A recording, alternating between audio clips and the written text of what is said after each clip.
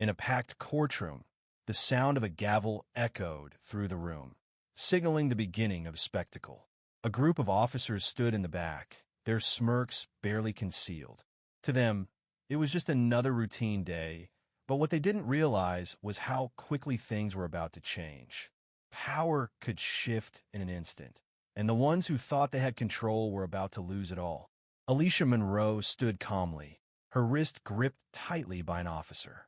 The pressure of the handcuffs dug into her skin, but she didn't flinch or resist. She was already bracing herself for what was to come. As the officer forced her into the patrol car, she breathed through the pain, her eyes fixed straight ahead. Another scandal, another headline, another case they try to bury. Outside the car, a crowd of students stood frozen in shock, their phones raised, capturing the moment. A respected guest lecturer, a black woman, arrested in the middle of a lecture. Alicia didn't need to see their faces to know what was coming. Stories would be twisted, the truth buried beneath carefully crafted narratives. In the front of the car, the officer behind the wheel kept glancing at her in the rearview mirror. His partner, sitting beside him, let out a small chuckle. "Crazy how easy it is," he said. "Yeah, barely had to try," the driver added. Alicia didn't respond, but she knew exactly what they meant. It was all too easy for some people to get away with anything. As they pulled up to the precinct, Alicia could see how they were still confident. They believed the system would back them up, that she was just another person they could take down without a second thought. But Alicia knew better. She'd been through worse, and she was far from the naive target they thought they had captured. Inside the station, the usual procedure unfolded: mugshots, fingerprints, and routine questions. The officer processing her glanced at the computer screen and froze. He looked up at her, his face drained of color. A second later, he muttered, "We need the captain." The officers around him noticed and moved closer to see what was happening. There was something wrong, but none of them understood yet. A tall, broad-shouldered man in a crisp uniform walked in. He locked eyes with Alicia, his gaze intense. The room fell silent as the smirking officers realized this wasn't just another arrest. Alicia didn't break her stare, letting them feel the shift in the room. The captain took a deep breath. "I need to make a call," he said, his voice shaking slightly. Alicia smiled inwardly. She knew what was coming. Hours later, the mood at the precinct was different. Officers moved with a tense urgency. They weren't the ones in control anymore, and it was obvious. Alicia was back in the holding cell, but the game had changed. A few more minutes passed before she was called out again. This time, the officer who came for her was younger, clearly uncomfortable with the whole situation. He led her down a narrow hallway, passing rows of cluttered desks and half-empty coffee cups. They reached a small interrogation room, and Alicia was seated across from a man in a wrinkled suit, her appointed lawyer. He introduced himself, but Alicia didn't respond with anything more than a neutral stare. Keller, her so-called lawyer, began by suggesting she take a plea deal. Alicia didn't even bother to smile at the absurdity. "Do I look like a drug dealer to you?" she asked, cutting him off. His hesitation was palpable, and Alicia wasn't surprised by his lack of preparation. Keller, in his typical lawyer fashion, began trying to justify his strategy, but Alicia had no intention of letting him control the narrative. She knew exactly how this was going to play out. They had arrested the wrong person. The real shock came when Keller finally realized who she really was. But Alicia wasn't going to make it easy for him.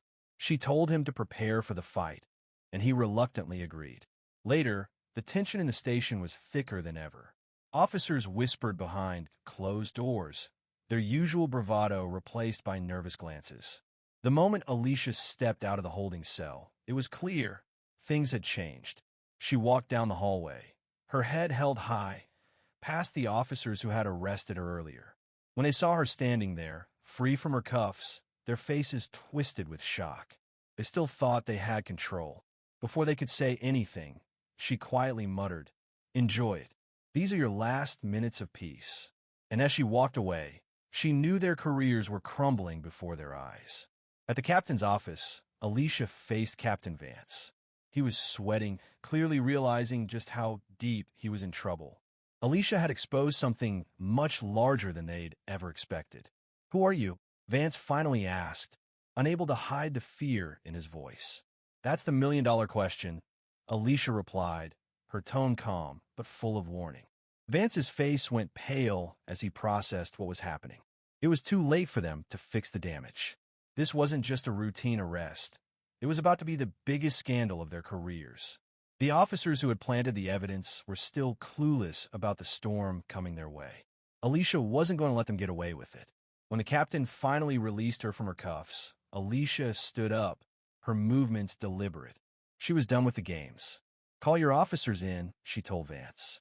"Before I do." Vance hesitated, but knew it was inevitable.